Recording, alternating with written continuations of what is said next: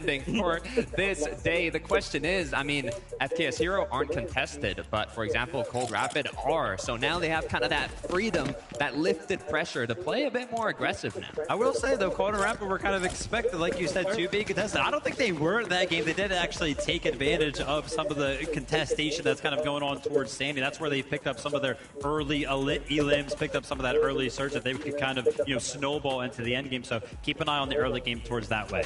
And I do just have to wonder, obviously this being the first game in this environment, for many of these teams, maybe it's their first time. There's a lot of jitters, right? When you kind of get put in this situation, you're not at home in the comfort of your home, the comfort of your setup. You don't have your shoes kicked off. You don't have your desk a certain way, right? Your monitors. This is a completely different environment. So, this being game number one, I'm just going to chalk this up to like, hey, let's get game number one out of the way. Now we can kick things off crazily, right? Look, a big team that I'm looking at in terms of the pressure, the nerves, perhaps, it's Sharkantini. They were contested at Wonkyland by Clicks and Higgs, and this is a team that they have what it takes. They've proven that they have what it takes, but I'm sensing a bit of that pressure. I'm sensing a bit of those LAN nerves. Now, the good news for Sharkantini is that they have all, upper bracket to play out, get top 25, and then if they make it through, they have a whole other 8 matches on Sunday to truly show what they're capable of. Yeah, I mean, one of the big points towards Wonky Lane was confidence levels. I mean, Clicks and Higgs, for whatever reason, played this long game, kind of talking about, hey, we're not even going to be landing Wonky. And then, boom, surprise, they're here. And now Sharkantini might be kind of caught off guard because we could see in that early game how much respect they actually gave towards the way of Clicks and Higgs. Like, at one point, we were kind of looking around and was like, wait, whoa. Are Sharkantini even landed Wonky? They did eventually land, but they took, like, such little loot that Clicks and Higgs were kind of given almost the entire POI for free. It's crazy too how long I felt like that fight went on, right? Like, when we saw these practice games, don't want to dig too much into those, but we saw this go a certain way, and to see like this super long, we're in the zone, and even in that situation where Shark was by himself, like, oh man, let's close it up. Shark's like, oh hey Higgs, go down to 3 HP, hold on a minute. Like, wait, hold on, is he about to come back? Is he about to clap back? It's funny, when we were watching that, I remember Zeke was telling me, he's like, oh god, I think they're taking a little too long, like this fight has staggered out too long. I'm like, it's staggered out too long 10 minutes ago, right? Like, they've been here way too long. This is not finishing. So the pressure, it might be on both ends, but Clicks Higgs are definitely looking more confident for now. I would say one of the big talking points coming into this weekend was the NA on NA action. One of those instances, of course, was Cooper and Reet versus Aiders and Ritual. They did not play in the early game, but we actually see both of those teams find themselves in the top 10, right? Cooper and Reet in 4th place right there. Aiders and Ritual in 7th place. So honestly, I feel like both teams potentially kind of feeling comfortable splitting that split shop up towards the north side of the map. I know Reet and Cooper were kind of talking about it. Hey, if the day is going bad for either one of us, I'm expecting the fight to be taken by maybe somebody, but I don't really expect it to happen, right? I mean, I don't know. Time will tell. What I'm seeing is a lot of NA teams on that top 10, top 5 on the leaderboard. So I'm curious to see if that trend's going to continue, or we might see things mix up a little bit as the day goes on. Absolutely. And I wanted to focus here on Cammy and Hari, right? We saw them for a little bit, right? Back on height. Takata, you were saying, wait a minute, is this a blast of the past or what? Look, if I was a couple years ago and I'm, sitting down and I hear you come and tell me, hey, 2026, we're at an international event, it's Cammy Hari. They win the first game on high ground. I mean, there's a duo. Cammy has already been ahead of the meta, but it was more a low ground team you would expect. But now recently in 2026, especially going to duos, we have seen them play a bit more high ground. We have seen them play a bit more aggressive. If you think back to Cammy and Seti, they haven't been the strongest fighters. And now I am seeing a lot more confidence with this duo. And you're talking about kind of controlling the high ground, but any single time we see one of our duos kind of take high ground around 8th zone, anytime we kind of tune into a POV, immediately turn your eyes to their material account, which is exactly what I did right here when it was the case of Cammy and Hari, because yeah, they had high ground, they had 30 builds to work with. Like, you're in 8th zone, you got so much more Fortnite to play after that. There's no way you can kind of continue throughout the rest of the end game with that material account. You're going to have to make something happen, which is why I'm always a big fan of judging any of those type of plays where the early high ground takes kind of happen. Yeah, I mean, when you take height with that low math, it's kind of an all or nothing. You got to get a refresh then and there, because you're not going to be able to keep building out. You're not going to get forward height. Like, you are all or nothing in those moments. And the amount of teams that tried taking height after that, not only Clicks Higgs, it was just back to back until eventually Cold and Rapid at the perfect moment took it, and they had a good amount out of materials. So it was a pretty, by the book cleanup. Yeah, what's interesting too is remember, like, obviously when we watch these things, there is an overarching meta, right? But then the moment we not even just summit, right? It doesn't matter what stage of the competition is. There's always a meta within that meta that develops. And so it's interesting that, like, even in this game one, that high ground really, no one was willing to just let it go. How many times have we seen just like, oh, hey, a team just showed up and on high ground and they've just been up there. We keep saying the same thing. Hey, guys, let's look up. But hit the summit, everyone's like, whoa, whoa, whoa. I'm just going to peek up. Someone's up there. Let me just help that out. Yeah, I mean, the end games obviously are going to play out extremely differently from game to game. I do want to kind of turn our conversation over to the early game. Obviously, we did talk a little bit about wonky lane, right? We got Clix and Higgs versus Sharkatini. Obviously, because Clix and Higgs are landed over there at wonky lane, guess who's going to be uncontested? Peterbot and Plyo over at Squibbly. With that being said, right, they want to be uncontested. They don't want to take that early fight off spawn, that is. Early fights are kind of their bread and butter. You can see they're kind of pushing around the map, but I feel like they kind of got humbled a little bit that game. Look, I want to shout out my man, Levin2K here, because we were talking to Pete yesterday, and there's this thing that, happens every now and then. Pete gets really confident. He goes in quickly to try and get a quick finish, but either he takes a big loss of shield and HP, and then he has to heal up. Poyo makes it there. They take the fight again, and they win it. That's pretty standard. They get a bunch of eliminations over time, but you're in an international event. I mean, if you go down, you can see it kind of just sets you up for a staggered situation. Zone pulled, east from them after that. I think you got to kind of just, focus up, take the competition a bit more seriously. Interesting stuff. I'm actually curious. You guys kind of talked about this early game and, Clix and Higgs versus Sharkatini. We actually have elicited from the beginning of the game. Let's take a look. It's a keyboard player. We're double scroll wheel. Yeah. They have to side kick us so they guarantee lose. Yeah. I'm trying to think, bro. Why are they doing this? Bro, because they want to have a good game one. I don't think they landed here, bro. I didn't see them, bro. God, I didn't. I saw one short, but it could have been for jungle. I'm going to throw a fake shot. Okay. Ready? Yeah, go. Stay crouch. 40, cracked. No, not cracked, not cracked. Gotta make a noise. Nice, coming. Teeny, come King Shark. Just so crazy. I love, again, this is like what's the best part of the lane, is immediately getting to hear directly from the players. Even in that moment, right? Like, what a crazy play. Hey, I'm setting up a fake shot. And you even saw it there. Shark's like, oh, I heard it. Oh, yeah. Oh, wait. And you got to think, right, for Sharkatini, over the course of the rest of the weekend, they're going to be thinking about the moment. Any single time they hear one of those overdrives come, they're like, wait a minute, I don't know if they're actually... Yeah, exactly. I think it's also pretty cool that we kind of listened in at a pretty pivotal part of that early game, in the sense that Clix and Higgs were kind of confused as well. They were like, wait a minute, like, did they land here? Like, where were they? He was like, oh, I think one landed short. I think one was like over there. So they actually didn't even kind of know what was going on. I mentioned that. I was like, wait a minute, are they even going to land there on them? So Clix and Higgs were kind of feeling the same sentiment. I was just as confused because Sharkatini had a very similar drop to Demish and Darn, who are, I mean, they're close to Wonky Land, but it's a completely different drop, and they were like in the same height. I'm like, what's going on here? Like, where are they? It was the same confusion that Clix and Higgs were having, but then the fight ended up staggering a lot.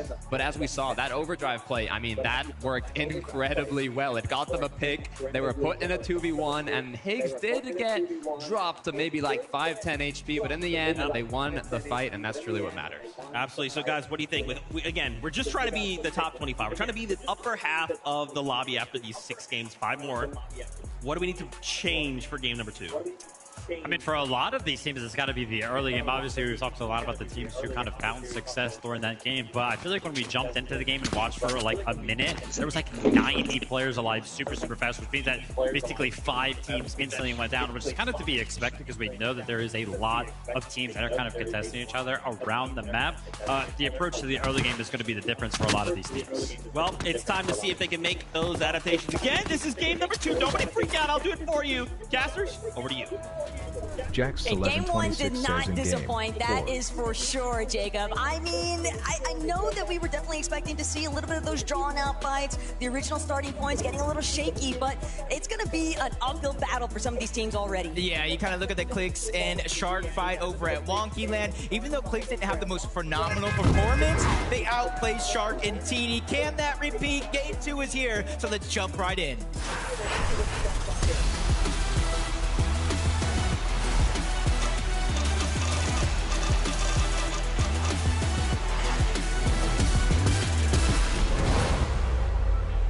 Each game passes, you kind of have to look at your spot on that leaderboard. We know it's top 25 that get that qualification to Championship Sunday, and the bottom 25 have to do it again tomorrow. So you don't need to win every single game. You just need to do good enough. For Muzz Sphinx, all they really want to win right now is the off-spawn contention. Nebs, Nathan, though, a little bit faster the punch, but not going to be able to connect the shots. No lineup. Muzz skirting off into the building. We'll be able to gather some resources, so these two are going to have to meet head-on at a later point. Yep. For now, it's just kind of load up, give ourselves a little bit of a fair fight. Chap, Flixie, Romero and his duo. This is something that we caught very, very early on. I believe it was Chap that was able to get both of those eliminations, and then we saw him down later because of the third parties. And now it goes, they both grab their respective floor loadout, and it's Flixie that gets the best of Romero first.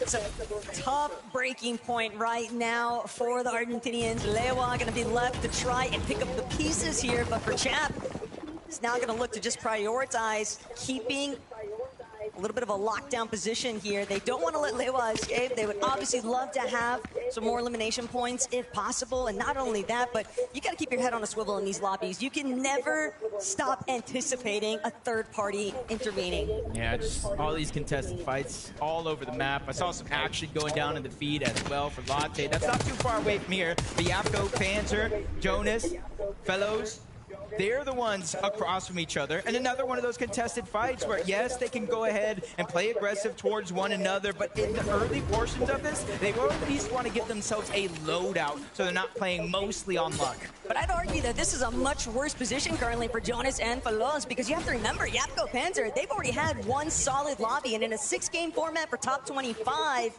most of the heavy lifting has been completed. So now Falos and Jonas, they're going to be stuck having to try and escape, stay out of Panzer and Yapko's line of sight. But Shartini, they're looking to get more aggressive right from the start. They have gotten their revenge here in this second lobby. I wish Zeke would have asked them what they need to do different, because it feels like they did exactly that. In game 1, we saw them fly high. They didn't go to the closest drop marker down below, and that made it late to take over Wonky Land. This time around, it looks like they got aggressive. They went ahead and pushed the fight over to Clix and Higgs. The first down is there. Clix in a 2v1. You can see him trying to make a play, but Taco, by then, it's too little, too late. Shark and Teeny get their get back. Look, I understand that Teeny is definitely very strong when it comes to those lurk play opportunities, but sometimes you just gotta let Shark's natural instincts take over. That upfront and aggressive close combat sort of style is definitely going to work out in their favor, because Clix and Higgs, we even heard it in their call out briefly before this matchup started. They were expecting them to play it much more passive. They know that all you need is 1-2 good lobbies and you're through the top 25, and you don't want to be watching if you're Clix and Higgs currently, because Sharktini, how many times have you seen them contested at Wonky Land? It's been happening all season long, Jacob, and sure, that was just in the EU department, but even at a global level, preventing Sharktini from converting an off-spawn into a top 5 finish, I would be a little worried about that. Yeah, and you can kind of see right here, Vico Malbuka, Frigid Fortress. Wondering maybe, where did Vico get that elimination while uncontested? But Taco, let me tell you, he actually took down Agers from Frigid Fortress, really playing a role in that fight. No, O'Reilly's going to go down. Razan's going to be by himself. 1v2 situation. Well, let's see how good his practice map actually is. Reason is doing what he can to try and get away, but Veloz looking to chase this one out. They need some kind of recovery point, but Reason, he might be running straight into the heart of where Yapko is currently based up, but Veloz might be forced to give up the chase. Don't want to expend too many resources too early on, especially when you know that Painted Bombs currently belongs to Panzer and Yapko. The juice just isn't worth the squeeze, so Reason will manage to escape, but it might only be a temporary relief, because Yapko and Panzer, they might have a good idea of where exactly the solo's at. Yeah, and you just got to be very cognizant of where the zone is actually pulling, because right now, You can kind of see the edge of it, so it seems like it might be pulling away from the northeastern part of the map. Only time will tell. Asaya, Scary, going for alert play. They already win their off-spawn fight, but that's not going to be enough. Quinge and Twy, it looks like they're trying to sneak up onto them that already have their base secured, so it might not be the best idea. So I do like this out of Asaya and Scary. Instead of trying to push in a fight that you might not need, they go ahead and disengage and continue their game. BOT, unfortunately, a victim of Thomas, HD, and Focus. At one elimination, we're going to try and propel them forward as they're looking to get the secondary component. LB Works just barely managing to get away, but it's only going to be a short-lived instance. Focus and Thomas get a little bit of a run back here to see how exactly that all broke down for BOD, and unfortunately, yeah, Thomas just too quick with it, waiting on that opposite angle. Yeah, it almost makes me wonder, is that a part of their strategy after kind of realizing in game one, we might need to get a little bit more aggressive for Surge, whether it's close range or long range. But Thomas, Focus from Riptides to that elimination, they're already on the move. Sky and Stroll as well from the north side of Battlewood. They did exactly what Veno said they should have done. Switched up their game plan because what they were doing should not have worked. And now Sky and Stroll, instead of overstaying their welcome at Battlewood Boulevard, they instantly rotate the Dark Dominion. I've already recognized the fact that this lobby is moving at a different pace entirely, and they don't want to be left behind. Staying one step ahead of the pack is always going to be difficult, though, especially with the way that some of these other teams are playing. Javi and Aminish, after that first game performance, they found themselves just inside of the top 10, and they're looking to hold on to that position. Fights don't stop. Chap and Flixie from one to the next. They win their off-spawn fight. And sure, essentially, that new Sanctuary would be uncontested to themselves, but after that, you see them rotating out through the tunnel. They put themselves in a 2v1 situation. Nutty's going to be the only one down below, and there's really no options. They closed off each end, and they're really trying to make their numbers advantage work, pressuring in zone after zone. Nutty's just trying to go ahead and run away now, and this might be his only chance at survival. Well, Flixie sent a little bit further back than what had originally been intended there, but Chap's still willing to get Chase cut off yet again by the top of that tunnel. And that might have been just enough delay for Nutty to slip away.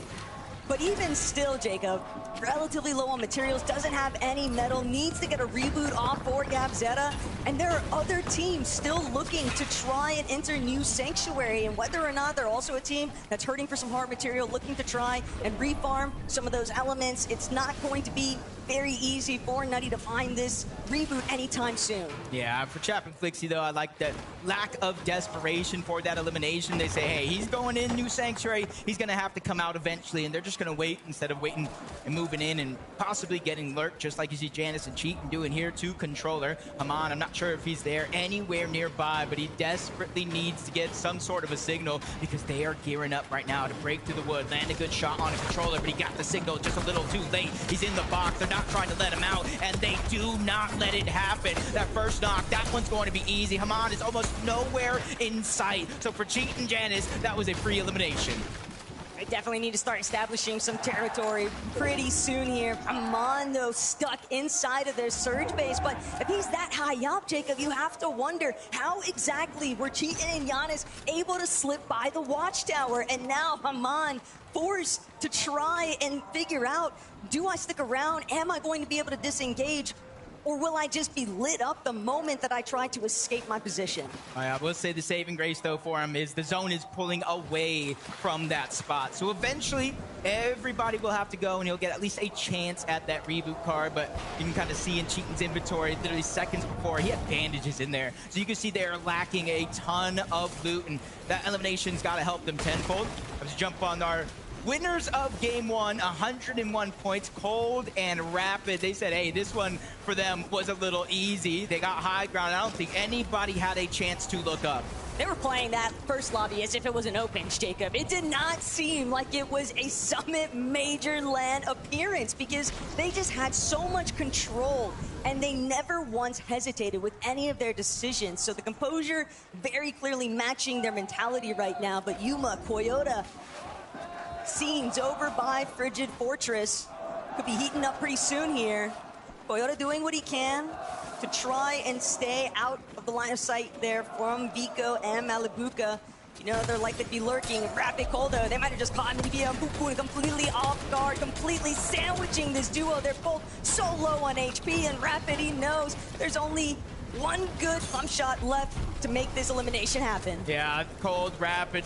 It almost feels like they chased these guys down in game one. That's how they're able to get their early surge and eliminations, and they're trying to stick to the game plan. Zone is moving over towards the northwestern part of the map, so as soon as they can find this elimination here and clear a path, they won't have much to worry about outside Reed and Cooper. We're at Latte Landing. They know they have their long launch pad then, so they're not in a rush either. And this has kind of been the meta this season. With the shockwaves, with the gauntlets, you can go ahead and travel a long distance in a short time. So you're seeing with the surge changes coming in, more and more teams staying inside of the zone early on. But the bigger issue that was building there was where Cooper was actually based at. He had the full cutoff point there for Mini Pio. He's forcing them to rotate through Painted Palms, and eventually they're going to run straight into where Yapko and Panzer were at just to try and evade two other duos. So it's not like they have a clear-cut path in front of them.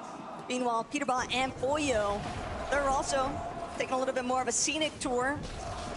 They definitely want to start trying to build a little bit more cushion zone in the points department, because 8 is not where we would anticipate to see this duo after that first lobby. Yeah, and underneath, Venno Curve just rotating on by. I thought for a second maybe they're just lurking around, but nope, you just can't freely pass Peterbot and Pollo when they're that high in the sky. They got a huge vision advantage over everybody else. But Venno and Curve sneaking by, making sure they don't take a single shot of damage. Up top, Peterbot and Pollo, they're going to use the Fizz, the Shockwave. That's how they're going to make it to zone. Alex and Reckless, they moved in from the far eastern side of the map over towards Sandy Strip. And typically for teams that do land on the outskirts, they do rotate into POIs just like Sandy Strip to go ahead and replenish what they're missing from their drop spot. One above, one below. Reckless on the rooftop. Alex now starting to rotate back through his duo's building as Reed, Cooper checking back in on them. And what's been brewing here at Latte Landing, recognizing the fact that they haven't been taking that immediate engage with Agers and Ritual. These two teams from NAC kind of just recognizing the fact that maybe we play to our own strengths before we look to try and take out the other. Yeah, and this is one of those spots I've been talking about, Latte Landing. There's a launch pad back here that takes you higher and further than most of the other launch pads on the map. And then you mix it with the Flowberry Fizz like you see Reek and Cooper doing there. You almost fly so high you're out of render distance, but Peterbot and Pollo, they didn't get that same chance. It didn't work out in the same manner. They end up in a scuffle underneath, but it's not just them. It's not just Curve and Venno who are also nearby. There are 3 teams directly here with 2 more on the outskirts. But this isn't the first time that we've seen Beat and Pollo essentially getting cut off by Venno and Curve. I don't know what Venno's been getting up to, but it really feels like he's got a lot of cutoff points set up specifically to engage with Pete and Pollo. Could be pre-firing that. We are only in game 2 after all, Jacob, but Venno, Curve, they got their damage and now they're getting out. Yep, go into the tunnel where they have that secret porta potty to go ahead and teleport themselves through as Peterbot and Pollo continuing to try to move towards the west. But that's Hari and Cammy there on the other side. And they were honestly disruptors of that last game, probably being a huge focal point of why Peterbot and Pollo got down. I'm not sure if this is an act of revenge or just maybe early damage for Storm Surge. Either way, Peterbot looks to not slow down here. Pete Pollo definitely very aggressive, and that's exactly why 143 below on surge damage. And if they keep taking these odd shots over at Cammy and Hadi, they're bound to get a little bit of bite back here. Hadi nearly getting the finish there onto Peterbot, but good tags exchange from both ends. It's going to mean that Pete has to step back. Pollo now looking to take over that aggressive front, but Pollo eats another decent pump tag there from Hadi. Cammy doing a great job at just keeping everything closed off. Yeah, and you see they got what they wanted. They won the exchange for the most part, but they get caught lacking. Peterbot not missing a shot, getting that first down on Ahari. But you see, Taco, they're still 27 below the damage threshold. They needed more than just a full elimination worth of damage, so they have to continue to be on the hunt. Right now, it looks like they're looking for Cammy as a solo, but you see there's plenty of opportunities right in front of them. That went from being the dream scenario for Cammy and Hadi to an absolute nightmare. And now Cammy trying to see if he can enact his own revenge here, but Pete, quick with the cutoff. Pete here to remind everybody exactly who he is in this moment, but he'll be forced to just keep things moving forward. He got the damage he was after. He doesn't want to spend any more time here on Cammy, and he's left Cammy in the dust, stuck dealing with Surge and everything else in between. It's a 5-tick zone. There's no more heals. He has to make it in now. The timing has never been perfect. He gets into the zone. The elimination to Cammy. The Siphon comes in, and now they have a Fizz. They are above the damage threshold, Taco, but when you look at their loadout, they're in desperate need of loot. They might be able to clash with a handful more teams. It all depends on whether or not they actually want to try and make some sort of a dead side approach. You also have to remember that there are going to be other duos looking to try and scale up this mountain phase. The zones over by Wonky can be very brutal to actually retain any sort of materials, and when you are a duo that's already clinging on for just those last little bits of scraps, Chino, Pablo, kind of a similar position here. They might have a little bit of damage to be just above for the moment, but will that stay true? Yeah, in the next zone, that's going to get flipped upside down more than certainly. See Minute down on the side of that mountain. You said it yourself. Making up and scaling the summit here is going to be near impossible. Only the best will survive. Scroll, Sky, they see them down to just one individual. Sky, and he's below the damage threshold. 132, essentially needing an elimination, and he needs it now. Storm Surge will activate, and he will take that 25 damage every 7 seconds. Probably happy to just be leeching off of Size, just Flowberry Mist Grenade, but first, can he break out away from Size? Looking back, sees there is a solo behind me. He might be able to be the cutoff point, but instead, recognizing I've just got to keep things moving forward. He's such a low material count here, though, Jacob. If he can find that solo, if he can get that elimination, the refresh would buy him so much time instead of having to play for the backside of zone. Yeah, and if climbing the mountain wasn't hard enough, Peterbot and Pollo go down before they reach the top of that mountain. The zone pulling all the way across, so we're gonna go through varying different elevation changes, and if you don't have the materials, Taco, good luck to you, but Sky somehow finds a way to get above the damage threshold. 50 teams still alive, so even so, Storm Surge deactivates here. It will not officially turn off in this game until there's 40 or less players standing. Sky is so trapped right now. Vico and Malabuka definitely sniffed out his position, but they also know why take the risk. They have the options, the opportunity to try and make their way towards the next high ground point, and Sky still as a solo from behind takes down Science, takes out Repairs, the Siphon kicking in, the lifeline has been extended, but can he actually make it up the mountain face? Another Siphon to bail him out momentarily, but for Strokey, he might just be the one to shut Sky's fate down to a limit here, and Sky can't continue working his way up. He's out of this one, but at least got 3 eliminations. Yeah, even though those eliminations were good, he just got no mobility from it, and that's what eventually caused his downfall. But you can see they're not going down without a fight. Our top 25 teams left in this game. That means placement points are starting to play a role. And with every team that falls, they'll cascade further and further until you get that victory royale. And obviously, eliminations make the difference throughout the test of time in FNCS. We've seen it play a role multiple times. Guess who's on the high ground currently? It's Acorn and Bolt, and this is practically their backyard. Starting off over by Storm Station, they haven't really had to move too far away from home, and almost 1,300 damage above. They are completely smothering this lobby and not allowing anybody to even remotely consider trying to challenge them on height. All they've got to do is keep spraying out that secondary height layer, and even the duos that are trying to see if they can overdrive their way forward, they're just getting cut off entirely. Bolt and Acorn, along with the rest of the lobby, the catastrophe is taking place. No one can survive. Yeah, as we see, they're going off the side of the mountain again, going down. Maybe a little bit of hills in the way for Pablo. Chino, you see they have very little materials, no extra heals. Even though Storm Surge is no longer a worry in this game, it's about where they're going to get the elimination. And Kiruo from the flank is able to get one. He gets back to back by himself to make miracles happen. Hey, better than a last-minute fill, and what else could you possibly ask for than getting those points delivered at your front door, man? But Vico, Malabuka, now looking to see if they can have a possible challenge here on Malabuka.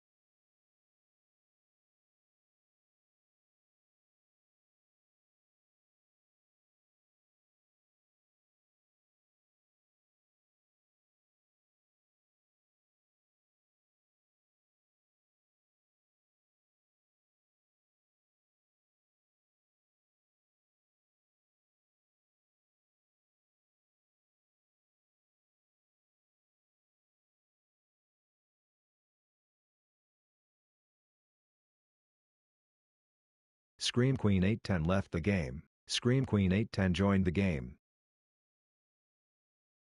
Scream Queen 810 left fighting the for game. every inch in this game. He gets the down on the dart. The siphon is needed by Vico, but the onslaught won't stop. Demus is there, trying to get revenge, but he falls as well. Vico stands tall. Vico's right at home, finding that fragger opportunity, and now playing catch up to the rest of the lobby. But Shark, he's been taken out. Yapko and Panzer are going to be the first to catch up to him. Bolt Acorn still causing so much of a delay, though, in terms of where Yapko goes next. He's forced to drop, trying to just stay out of their line of sight, trying to see if he can huddle underneath some of these leftover builds, but Bolts, Acorn, they're taking their sweet time. They know that there's a handful of solos underneath them, so why rush it as Vico's clearing out the lobby all by himself?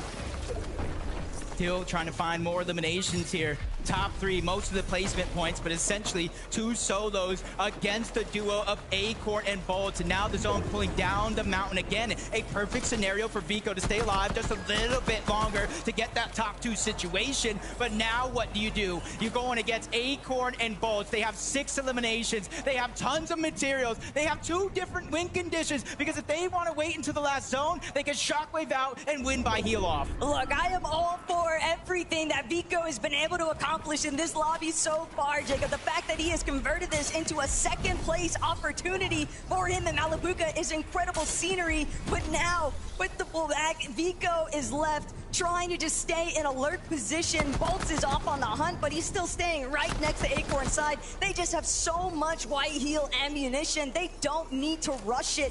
Vico only has so many more options before he completely runs out of space to work with. As Acorn Bolts, they continue to spray away at the builds. Vico doing everything in his power to try and stay alive, but I fear we are only watching the inevitable unfold here, Jacob. Vico might be able to try and shift things up, but he's going to need to pull out all the stops here, and it doesn't look like it'll be enough as Bolts finally going in for the closing shot. The elimination's good to go, and we've got a victory royale. From the backside of the mountain to the top of the summit, Acorn and Bolts have just won a game, and that's back-to-back with NA on top, and they have to be feeling out of this world, Frankie. Acorn and Bolts, the casters were saying, you must be feeling out of this world with that victory royale. Yeah, very ecstatic. We pulled every zone, you know, very lucky. But of course, Acorn was IGLing very well. Nice height tarps, and you know, we're one of the best duos in the world, so nothing's gonna stop us. You're looking like it. Acorn, sometimes the commentators say that you take a little bit of time to warm up on day 1. You don't have day 1 here. You've only got 6 games to do it, but it looks like you're feeling yourself right now. I mean, yeah, I seen Cold Rapid win a game. You know, we had to follow them. And they on top, baby, let's go. Have you guys all had a conversation in North America back in the player lounge to say, you know what, let's do this. Let's take this away from Europe. Oh yeah, we're all doing it for NA, you know, and Twisted Minds, of course, one of the best orgs in the world. Well, guys, you definitely gave us all a show. We're going to head to a break. When we come back, game number 3.